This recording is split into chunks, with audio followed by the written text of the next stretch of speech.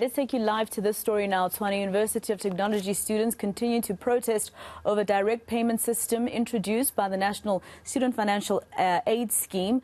The protest began last week over a decision they label a rushed and full of glitches and delays. Now, let's go to Pule Lesthwithi Jones, who is in the capital for us with the latest. Pule, a short while ago when we spoke to you, the students, some of them at least, seemingly didn't want the media there.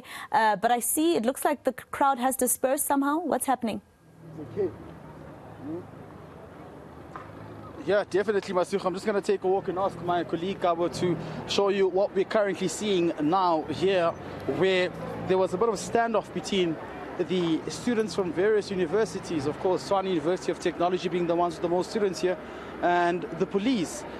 You'd remember earlier on, they were trying to demand that an official from the Department of Higher Education and Training come out and address them in regards to the whole issue of NSFAS being on defunding students and direct payments issue as well. This is something that's been raising for the past 2 to 3 weeks. You remember just initially there were some sort of protests that took place at the Tshwane University of Technology. It seemed as though there was an agreement that came between the universities and of course NSFAS as well, who said they would be investigating the process in which students did not get their payments or their money when there was a direct payment. And it seems as though there hasn't been a solution because these protests have continued again. And today we saw students actually now burning tires here and using explosive items to try and provoke members of the SAPS, who then came out in full force to disperse these students and try and ensure that there's calm in this area. Now, what you're seeing on your screen right now is the Higher Education and Training Department offices, and you can see these gates were closed. Students were here in numbers, close to 1,000 of them, blocking this gate from actually opening and having officials come out.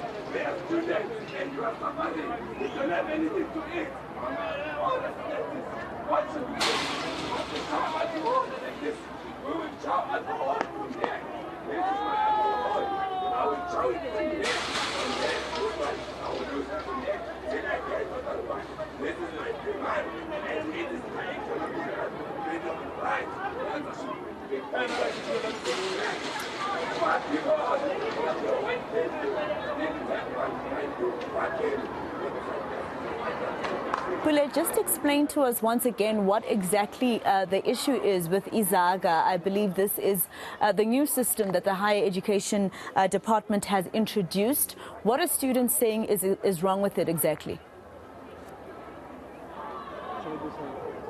Definitely. So students are upset with the manner in which things are happening. I'm just going to try and move as quickly as I can in front because it seems as though there's a lot of tension happening there between police and the students. But while we walk, there's an issue around this direct payment system from the student side, who say that it has technical glitches on the website and that the money usually is delayed in terms of payment having to be directly paid into their accounts, and they believe that there isn't any sense of accountability with this method of direct payment from NSFAS. And they've made several allegations saying that eNCA is not taking them seriously, and also going as far as alleging that eNCA may be benefiting from this whole scheme. So these are the allegations that have been made by the students as well, and this is the reason why they're so upset and frustrated. I spoke to some who come as far as Limpopo. They said they're from the University of Limpopo and that they hadn't received money for the past 3 months, they allege. So those are some of the concerns that have been brought up here, and that's the reason why we are seeing this kind of action and revolt from the students today. All right, Pule, and of course with police being there, I see that there was quite a lot of fighting there at some point between the crowd and police officers. I know we missed that just a short while ago. Any stun grenades and rubber bullets? Yeah, the police actually called for backup. They used force to ensure that they can, disseminate and call to an end whatever that is happening outside the Department of Higher Education and Training. We did see the stun grenades being used, rubber bullets as well flying all over in an attempt to try and ensure that students can, move away. But you can see what's going on here.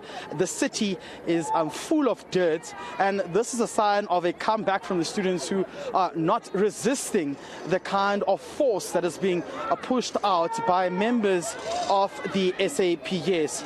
You know, when you look at this will go back to almost scenes of 2015 with the Fees Must Fall movement in the streets of Pretoria, where we saw a similar a protest as well.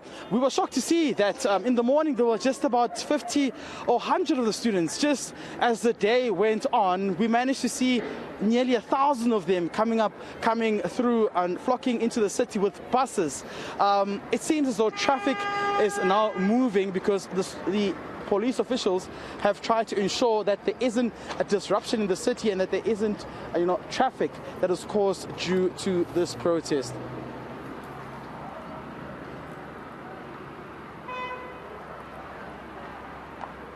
And Pule, at some point you were speaking to a student leader who explained to you why exactly they took their grievances to the doors of the higher education department there in Pretoria. But another group was saying that there are students at the universities of technology, the different campuses, who are protesting there as well.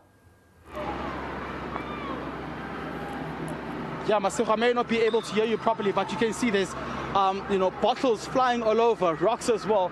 We're trying to keep close next to the police officials so anything does not happen to any of us. But as far as I'm concerned here, initially it seemed as though students wanted to protest on the 10th of August, but they said they were impatient. And you can see on screen police officials actually running around trying to find out who is throwing rocks and bottles. It actually has become a bit dirty right now, and we did see some of the students being put into police vans, like what you're seeing right now on screen, with one student being taken in by the police. I believe he was the one who was throwing the glass bottle as well. But it seems as though they're trying to ensure that there's discipline, that this situation really doesn't spiral out of control, as you can see on screen right now. We're currently in the CBD of Pretoria, and this area, of course, isn't far from the headquarters of the Department of Education. These are members of the Public Protection Unit as well, and they're trying to ensure that there is calm in this city. Some of the students have been running around here, and you can see there's one student inside here who's been put inside for what he's actually done, and they're just ensuring that there's accountability.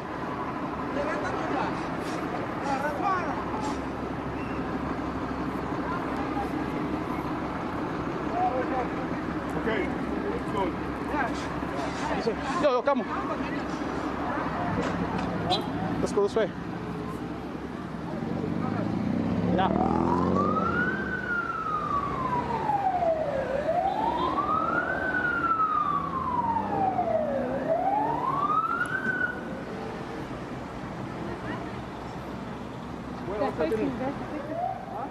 Pule, describe to us what's happening now.